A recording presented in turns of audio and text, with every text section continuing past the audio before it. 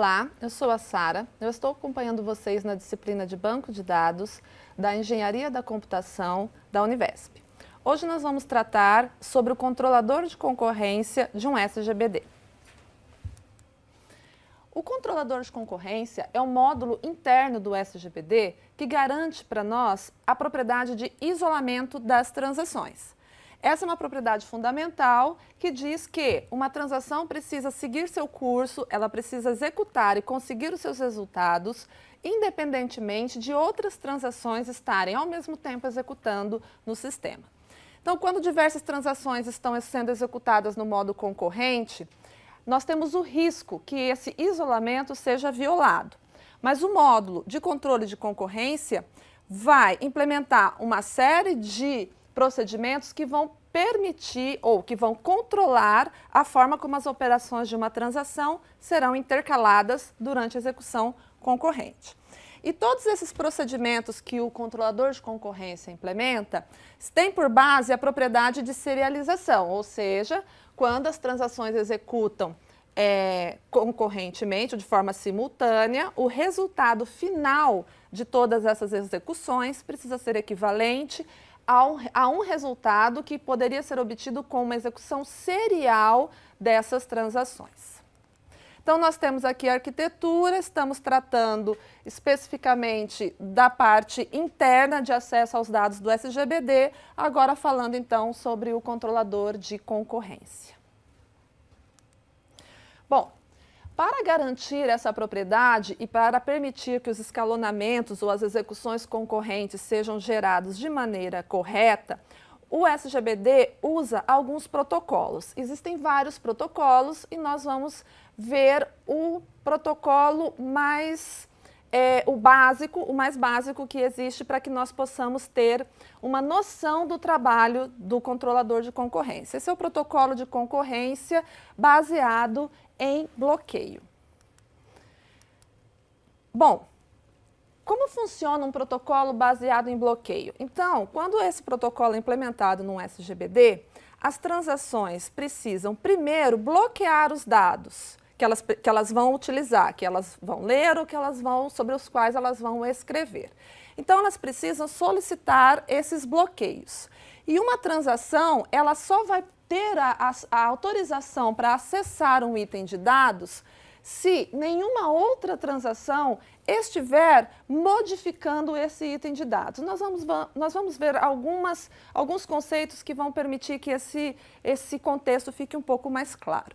Então, para implementar esse controle, o método de bloqueio ou o uso de locks pode ser aplicado e esse método é uma forma, na realidade, ele implementa uma forma como os bloqueios são usados.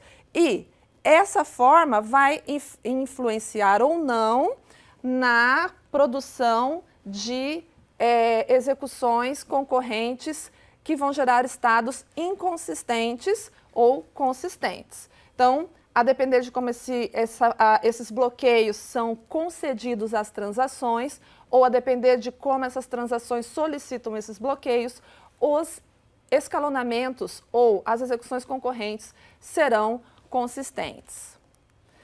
Bom, então, para que nós possamos entender um pouquinho mais sobre esse protocolo, vamos falar dos bloqueios. Então, existem dois tipos básicos de bloqueio, o bloqueio compartilhado e o bloqueio exclusivo.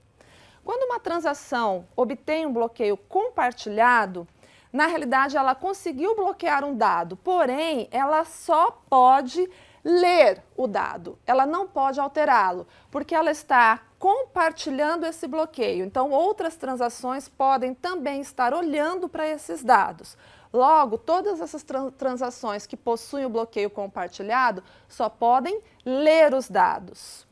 O bloqueio exclusivo, quando obtido pela transação, ele permite que a transação leia e também escreva. Então, daqui a gente já pode tirar a informação que, para que uma transação possa alterar o valor do dado, ela precisa ter um bloqueio exclusivo sobre esse dado. A transação solicita o bloqueio apropriado antes de executar as operações. E o controlador de concorrência dentro do seu procedimento, vai permitir ou não que o bloqueio seja concedido para essa transação. Como as transações vão executar de forma concorrente, várias transações vão estar solicitando bloqueio a todo tempo. É preciso, então, saber que existe uma compatibilidade de bloqueios. Essa compatibilidade ela é expressa nessa matriz. E vejam que a única célula da matriz que tem o valor verdadeiro é no bloqueio compartilhado com o bloqueio compartilhado. O que significa que bloqueios compartilhados, várias transações podem obter ao mesmo tempo sobre o mesmo dado. Bloqueios exclusivos, somente uma transação pode obter em um determinado momento sobre um item de dado. Então, se uma transação está escrevendo, ela tem um bloqueio exclusivo, outra transação que peça o bloqueio compartilhado não pode obter, porque a compatibilidade está em falso, ou seja, não existe compatibilidade entre esses dois bloqueios. Lembrando que os bloqueios são sobre os itens de dados. Então, vários bloqueios exclusivos e vários bloqueios compartilhados podem ter sido concedidos, cada um deles sobre um determinado item de dado. E quando nós olhamos para a compatibilidade, nós estamos assumindo os bloqueios em cima de um determinado item de dado. Bom, então aqui agora nós temos duas transações, são parecidas com aquelas transações que nós vimos na outra aula, com algumas pequenas diferenças, mas o sentido é sempre o mesmo, as operações de leitura e de escrita são as mais importantes. E aqui nós temos os bloqueios concedidos. Então, é uma ilustração de como os bloqueios podem ser concedidos. A transação 1 obtém um bloqueio exclusivo sobre o dado B, então ela pode ler e escrever. Se ela não tem o bloqueio exclusivo, ela não poderia escrever. Depois ela desbloqueou esse dado. Então, nós temos também a operação que libera o bloqueio. Em seguida, ela bloqueou para modo exclusivo o dado A, ela pode ler e escrever e depois ela libera esse dado, libera o bloqueio sobre esse dado. A mesma coisa acontece na outra transação. Agora aqui nós temos uma execução concorrente dessas transações. Então vejam que para executar, as transações precisam solicitar o bloqueio necessário para a operação que ela vai realizar. O SGBD precisa garantir esse bloqueio para a transação ou conceder esse bloqueio para a transação e só então ela pode executar as operações sobre aquele item de dado. Desbloqueou. Neste momento, outra transação entrou no sistema, solicitou um bloqueio, ela solicitou um bloqueio compartilhado do item A.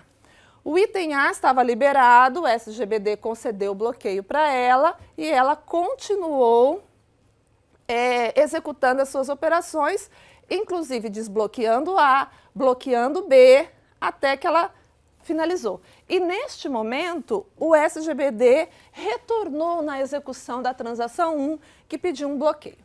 Então, aqui, mesmo com o uso de bloqueios, vocês podem perceber que nós podemos intercalar as operações de duas transações ou mais. A questão aqui é, esta execução, ela é serializável? Ou seja, ela é correta? Ela gera dados consistentes? Ela é equivalente a uma execução serial de T1, T2? Ela consegue os mesmos resultados que uma execução que faz primeiro toda a transação T1, depois toda a transação T2, ou o contrário, toda a transação T2 e depois toda a transação T1? Isso fica como um exercício para que vocês reflitam sobre essa situação. Bom, agora nós mudamos um pouco a forma de conceder e liberar os bloqueios, né? A transação vai solicitar o bloqueio conforme ela necessita, mas ela vai liberar só no fim, quando ela terminar todas as operações dela. A segunda transação também, da mesma maneira. E aí, nós vamos ter uma execução concorrente que aconteceu da seguinte forma. Travou o dado B, solicitou a trava para o dado B, obteve a trava, executou as operações, não liberou nenhuma trava aqui. A transação 2 entrou no sistema, solicitou a trava no dado A, essa é uma trava compartilhada, obteve e continuou executando. Aí ela solicitou uma trava compartilhada no dado B. O que vai acontecer nesse momento? Ela quer ler o dado B, porque ela solicita uma trava compartilhada, mas ela não vai conseguir obter esta trava. Por quê? Porque a transação 1, ela tem a trava exclusiva do dado B e ela ainda não liberou. Então, neste momento, a transação 2 está impedida de continuar a sua execução, porque ela precisa da trava compartilhada para poder ler esse dado. Então, ela fica em suspenso, ela fica aguardando. Neste momento, a transação 1 continua a sua execução e aí ela quer a trava exclusiva do dado A para fazer uma operação de leitura e escrita em cima deste dado A. Qual é o problema aqui? Para ela conseguir essa trava exclusiva, nenhuma outra transação pode ter o direito de ver, de ler esse dado que ela está solicitando aqui. Mas, anteriormente, a transação 2 já havia solicitado um bloqueio compartilhado sobre o dado A e ela conseguiu esse bloqueio, não tendo ainda liberado. Bom, o que está acontecendo aqui nessa execução? A transação 2 está suspensa, está parada, esperando que a transação 1 libere o dado B. E enquanto ela está esperando isso, a transação 1 tentou continuar a sua execução, mas ela solicitou o dado A, que está travado pela transação 2. Então, a transação 1 fica esperando a transação 2 terminar, enquanto a transação 2 está esperando a transação 1 terminar. Então, nós temos aqui uma situação de impasse, também conhecida como deadlock. Essas duas transações, se nada acontecer no sistema, ficarão suspensas ad eternum. Elas não vão mais conseguir executar suas operações. Bom, então, o que nós precisamos é de um protocolo de bloqueio que conceda esses bloqueios de maneira que as execuções concorrentes sejam serializáveis e, se possível, que esse protocolo também trate as possíveis situações de impasse. Tá? O protocolo que nós vamos estudar agora, ele não consegue tratar situações de impasse, ele não consegue impedir as situações de impasse, mas ele garante que todos os escalonamentos ou as execuções concorrentes serão equivalentes a execuções seriais.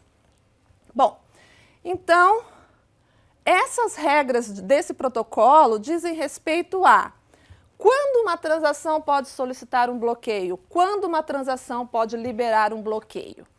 E o protocolo que nós estamos estudando se chama protocolo de bloqueio em duas fases. Nós vamos implementar, ou melhor, o SGBD, o controlador de concorrência, vai implementar as regras que dizem que as transações possuem duas fases. Uma fase de expansão e uma fase de encolhimento.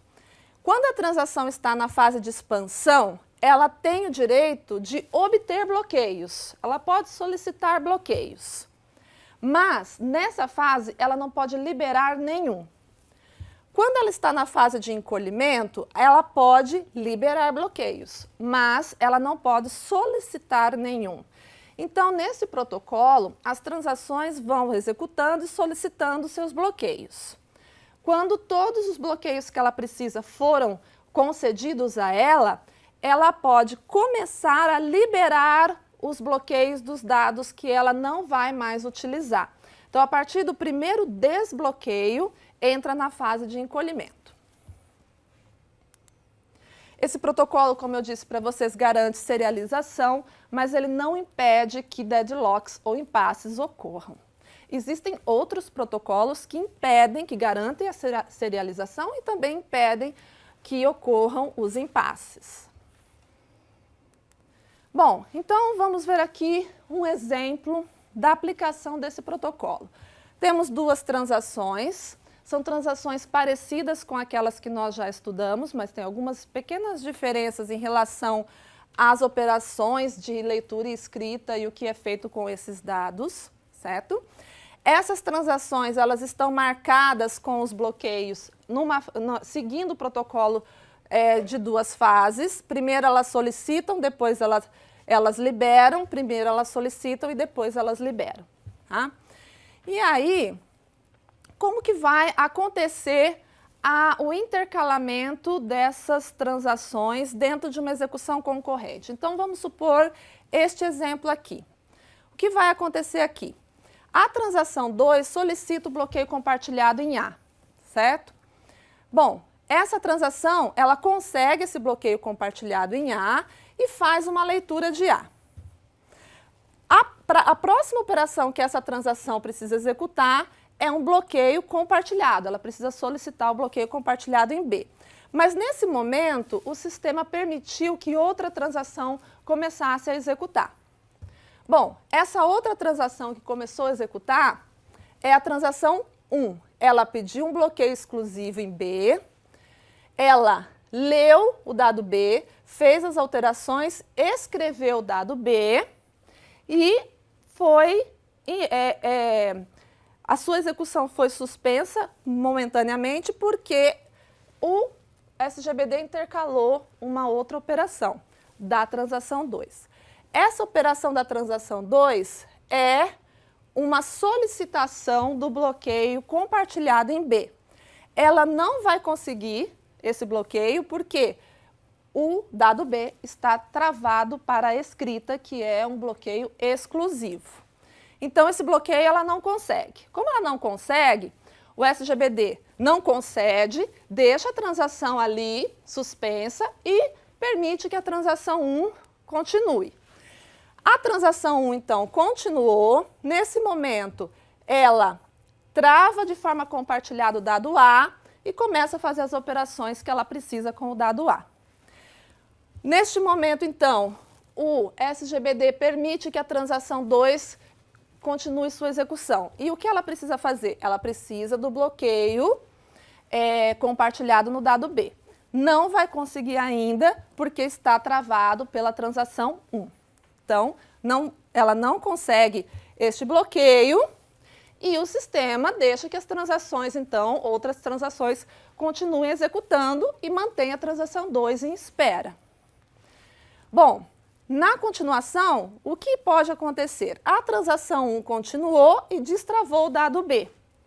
E nesse momento, a transação 2 começa a executar, volta a executar e solicita a trava de novo. Ela solicita a trava compartilhada em B. Agora ela consegue. Por que ela consegue? Porque a transação 1 desbloqueou. Quando ela consegue essa trava, ela faz a sua execução. Durante o tempo de execução que o SGBD dá a ela lê o dado, ela mostra uma soma, ela destrava o dado A, destrava o dado B, e a transação 1 depois volta para a execução da transação 1 e ela destrava o dado A. Um detalhe que eu não comentei anteriormente, mas vou comentar agora é o seguinte: percebam que o dado A está sendo usado pela transação 1 e pela transação 2 ao mesmo tempo. Por que isso é possível? Porque tanto a transação 1 quanto a transação 2 solicitaram travas compartilhadas. Então, elas podem continuar as suas execuções simultâneas com o dado A, porque elas estão apenas lendo esses dados. Bom, agora o exercício que eu gostaria que vocês realizassem em cima dessa execução é: o protocolo de bloqueio em duas fases permitiu essa execução. Se ele permitiu, então essa execução é equivalente a uma serial. Qual é a execução serial equivalente a essa execução concorrente? Isso fica como um exercício de reflexão para ser feito no momento de estudo sobre esse conteúdo. Bom, existem outros protocolos de bloqueio, como eu disse a vocês. Alguns deles implementam melhorias em cima do protocolo de bloqueio em duas fases, como o protocolo de bloqueio em duas fases severo, o protocolo de bloqueio em duas fases rigoroso e o protocolo que permite upgrade e downgrade das travas. Toda essa teoria está disponível na literatura, mas no nosso contexto nós vamos ficar apenas com o estudo do protocolo de bloqueio em duas fases básico. Há também o protocolo de granularidade múltipla, baseado em timestamp e multiversão. São algoritmos muito interessantes que aqueles que tiverem possibilidade de estudar, seria muito interessante estudar. Bom, observações finais em relação ao controlador de concorrência. Bom, nós sabemos que o controlador de concorrência vai controlar os bloqueios de forma automática para as transações. Então, ele é baseado em bloqueio, que possui um mecanismo automático de concessão deles para as transações. Contudo, quando nós estamos programando as nossas transações, nós podemos explicitamente implementar, indicar que queremos determinados tipos de bloqueio com determinada granularidade sobre determinado item de dado. Se nós, programadores, fizermos isso, o SGBD, que é baseado em bloqueio, terá o seu procedimento colocado em segundo plano em prol daquele bloqueio explícito. Então, o que é importante nós sabermos sobre isso? Podemos fazer, mas temos que fazer essa solicitação de bloqueio explícito com muito cuidado, pois nós poderemos estar incorrendo em problemas de concorrência que gera dados inconsistentes. Na próxima aula nós veremos mais alguns tópicos relacionados à concorrência, mas eu gostaria que vocês refletissem sobre esse conteúdo antes de assistir a nossa próxima videoaula.